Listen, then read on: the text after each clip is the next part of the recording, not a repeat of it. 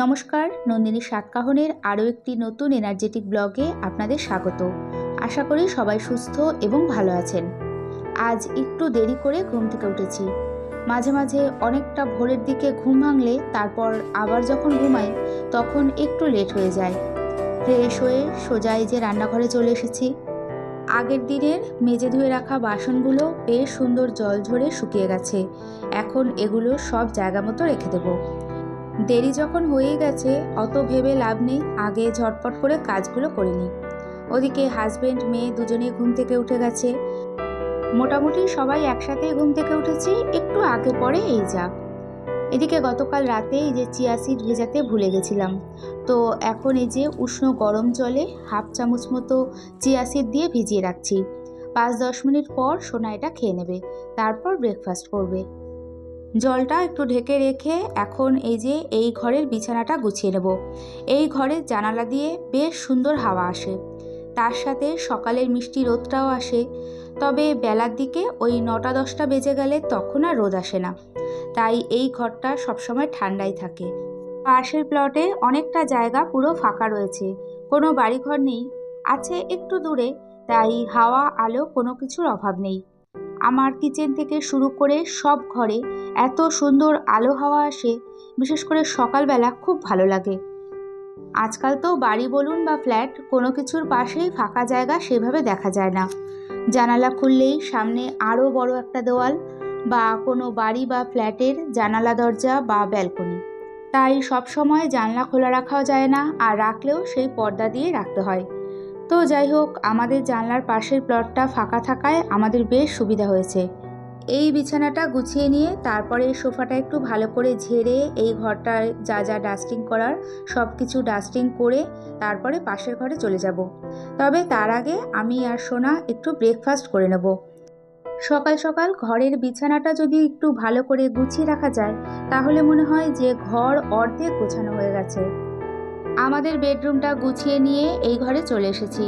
প্রথমেই জানালাটা খুলে বিছানাটা হালকা একটু ঝেড়ে নেব। এই ঘরে তো সেইভাবে কেউ থাকে না বা ঘুমায় না, তাও প্রতিদিন সকালে একবার ভালো করে বিছানাটা ঝেড়ে রাখি, এতে ভীষণ ফ্রেশ লাগে। মাঝে মাঝে হয়তো হাজবেন্ড ওই ঘরে বসে টিভি দেখছে, তখন এই ঘরে বসে আমি নিরিবিলিতে একটু এডিটিংয়ের কাজ করি।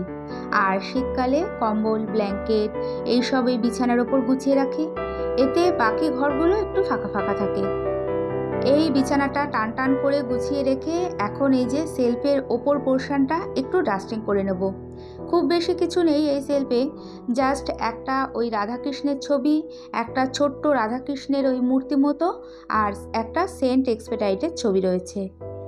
বর্তমানে সোশ্যাল মিডিয়ার যুগে অনেকেই সেন্ট এক্সপেডাইটের কথা শুনেছেন বা অন্য কোনো এঞ্জেলের কথা হয়তো শুনেছেন, তবে আমি সেন্ট এক্সপেডাইটকে ভীষণ পরিমাণে মানি। যে কোনো বিপদে, প্রচণ্ড ইমার্জেন্সি সংকটে আমি এনার কাছে প্রে করে উপকার পেয়েছি, একবার না বেশ কয়েকবার। মানুষের জীবনে কম বেশি সমস্যা বা প্রবলেম সারা জীবন আছে এবং থাকবে, আর এটাই স্বাভাবিক। তবে খুব বিপদের দিনে মন থেকে এনার কাছে প্রে করে ফল পেয়েছি। ইনি হলেন একজন খ্রিস্টান সাধু বা সন্ত। উইশ পূরণ হওয়ার পর তারপর যা যা করণীয় সেটা অবশ্যই করেছি। খুব বেশি কিছু না, লাল মোমবাতি জ্বালাতে হয় ওনার সামনে, ওনার পছন্দের লাল রঙের কোনো একটা খাবার দিই, সাথে লাল ফুল। আমি চেষ্টা করি সবসময় গোলাপ ফুলটাই দিতে।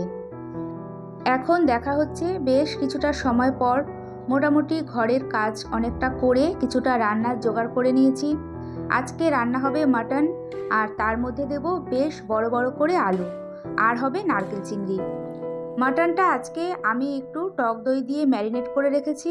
তারপরে যে নারকেল চিংড়ির জন্য একটা নারকেল ফাটিয়ে নিলাম। নারকেল ফাটাতে হলে আমি সবসময় এইরকম বটিদা দিয়েই নারকেল ফাটিয়ে নিই, এবং এই বটিদা দিয়েই নারকেল খুব সুন্দরভাবে তুলে নিই। এর আগেও আপনাদের সাথে সেটা শেয়ার করেছিলাম। আসলে কে কখন করে দেবে, কাকে বলবো, এই চিন্তাভাবনা না করে, ওয়েট না করে নিজের কাজ নিজেই করে নিই। এই কাজটা বলে না, সংসারের যে কোনো কাজ নিজে হাতে করলে কাজটা তো তাড়াতাড়ি হয়, প্লাস পরিষ্কার পরিচ্ছন্নভাবে গুছিয়ে কাজটা করা যায়।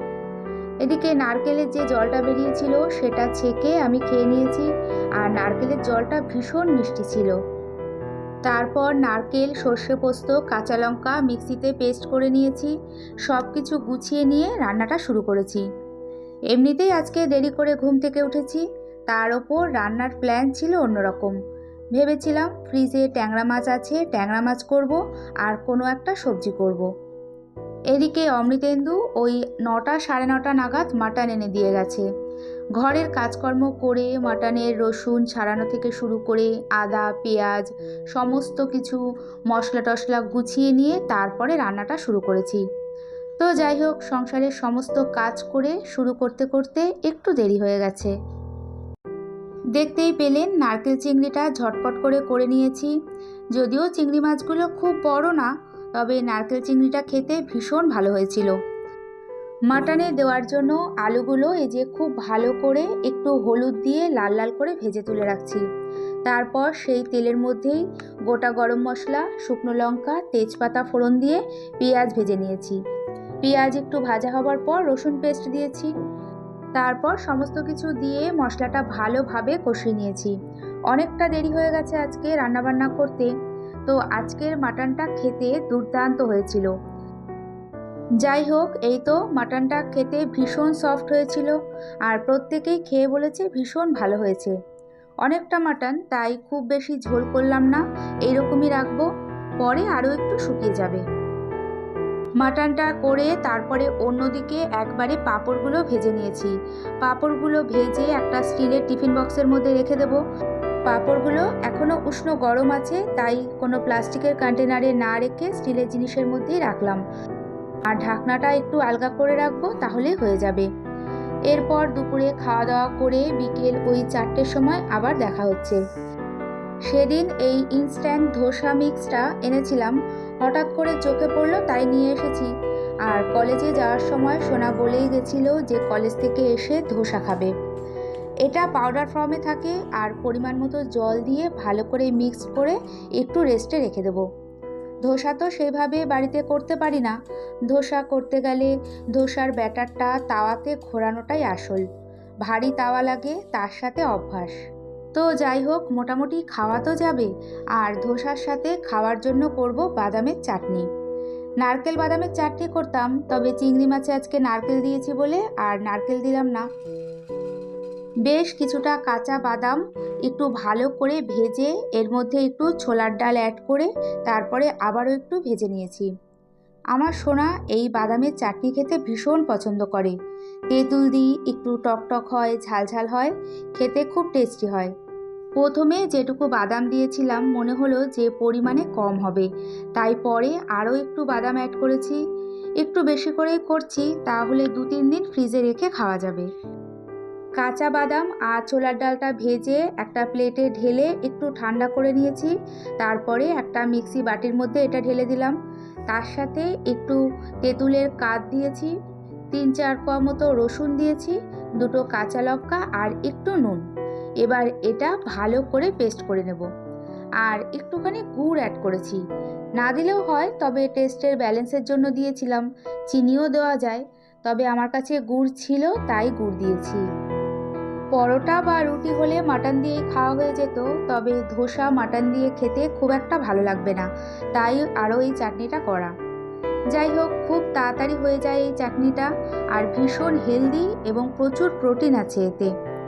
প্রচণ্ড গাঢ় হয়ে গেছে, মিক্সি বাটিতে একটু জল দিয়ে ভালোভাবে এটাকে কাচিয়ে ঢেলে দিলাম। এবার বাদামের চাটনিতে তড়কা বা ফোড়ন দেওয়ার জন্য তড়কা প্যানটা বসিয়ে দিয়েছি। আর খুব অল্প পরিমাণে তেল দিয়েছি, তেল খুব একটা অ্যাড করার দরকার নেই। আর ফোড়নের জন্য শুকনো লঙ্কা, একটু সর্ষে ফোড়ন দিয়েছি। শুকনো লঙ্কা ভাজা হলে এর মধ্যে কারি পাতা অ্যাড করেছি। আর এই কারি পাতা সর্ষে দিলে পরে চারিদিকে এত ছিটে একাকার হয়ে যায়। এই প্রচণ্ড গরমের মধ্যে সকাল থেকে আজকে রান্নাঘরেই অনেকটা সময় কেটে গেল। তারপর বিকেলের চা রয়েছে, রাতেও রান্নাঘরে প্রচুর কাজ থাকে।